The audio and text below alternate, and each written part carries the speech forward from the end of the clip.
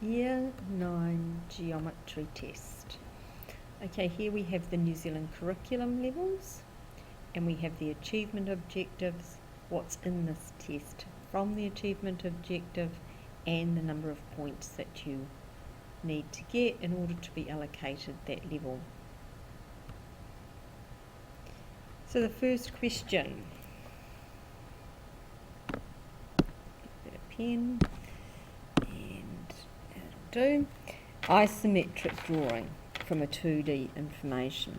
Sketch this 3D shape, sketch the 3D shape this net makes. So if I imagine that net and these ones folding up and then these ones folding over the top, I can see it would make a cube. So I actually need to draw the cube using the isometric paper, and that's 5 points. 2D drawing from picture of cubes. Sketch the top. To the top it's going to look like that, and the front is there, and the left hand side is actually going to look like that, with the front being there. That's the left hand side, and the front view, the yellow-ish, is going to look, so this is our front, and that's from the left. We have got 3 blocks, 2 blocks and 1 block, so 1, 2, 3, 4, 5, 6 blocks, 1, 2, 3, 4, 5, 6 blocks, and we're looking from the front. Okay.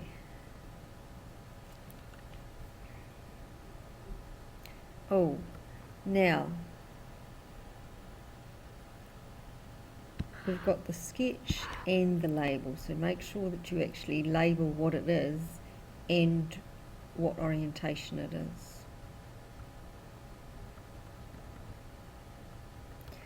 Now I've got to imagine the front being like that, the right being like that, and the top being like that. Very tricky. So if I get the front like so, then I need to label that that's the front, and then from the right hand side and from the top,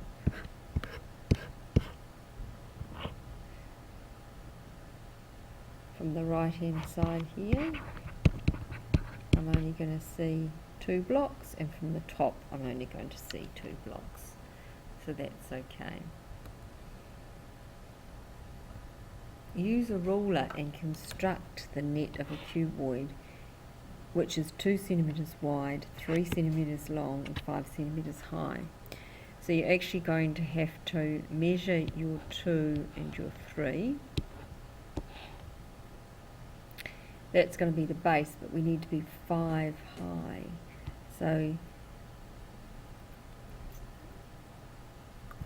I need that to be 5, and that to be 5, and then that to be the 2 and the 3, 2 and the 3, and then that's going to have to be 5 long and 5 long there.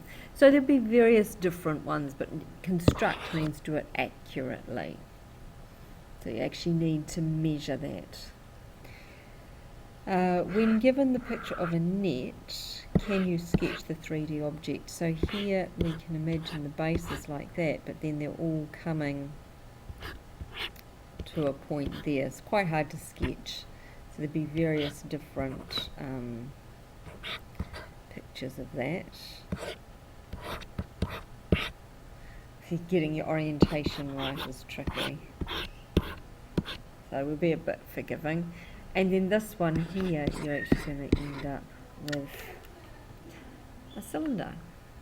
It's a rough sketch is enough, so that's okay. Now this one here, construct. So we need to have the base of 4, 4, 4 and 4, but then we need to have that of 5 and 5 and 5 and 5 and 5 and 5.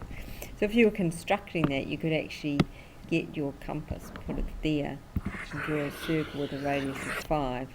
Put your compass there and draw a circle of a radius of 5, and you'll find that where the two circles meet will give you exactly 5. We'll do that in class.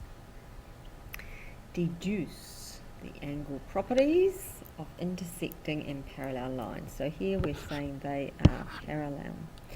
So this one here, B, is going to be 63 degrees, and that's going to be vertically opposite angles are equal. This one is going to be 180 minus 63, so that's going to be 17 degrees, because 117, get it right, 117 plus 3 is 120 plus 60 is 180, so that's 117 degrees. And the answer in relation to this one will be angles on a straight line add to 180. Now this one here is also going to be the 117. We add 3, we get 120, add 60, we get 180, and that's also going to be angles on a straight line add to 180, the same rule. This one here is going to be 63, and the reason is going to be corresponding angles, parallel lines are equal. Remember, this has to be in relation to that angle, so it's your 117, and your reason is co-interior angles, parallel lines add to 180. This one here, alternate, that's 63, and it's alternate angles, parallel lines are equal. And this one here, we can go co-interior and vertically opposite, or we could go corresponding angles on a straight line. So 117, we could go alternate and then angles on a straight line. So the big idea here is to realise that this one and this one and this one, whoops, this one and this one are all 63, and I get blue, that one and that one and that one and that one are all 117. So that's a pattern I want you to take with you. Okay, reflect the object in the x-axis. So y to the sky, x here. So I've got to reflect that into the x. So B goes to there. Now 2, that's C dash. D, 1, 2, 3. 1, 2, 3. That's our D dash. Have we got A? 2, 2, that's A dash. Have we got E? 1, 2, 3. 1, 2, 3. That's going to be my E dash. And F was 2, so that's my F dash. So it's going to go from A to B to C to D to E to F to A. So if I colour that in, does that look like the mirror image of this one? Yes, a bit messy, but hey.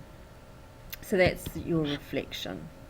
Translate the image by a vector 1, -8. So that means I need to go across 1. X is 1, so across 1 and down 8. So across 1 and 1, 2, 3, 4, 5, 6, 7, 8. It's going to go to there. So I'm going to run out of room there, aren't I? It might need fixing. Across 1, down 8. So I'm going to go 2 across, and like that, and like that. Something like that. Rotate this image by 90 degrees anti-clockwise through the point -6, -2. -6, -2 is down here somewhere. And I need to rotate that 90 degrees through it. So again, I've run out of paper for that one.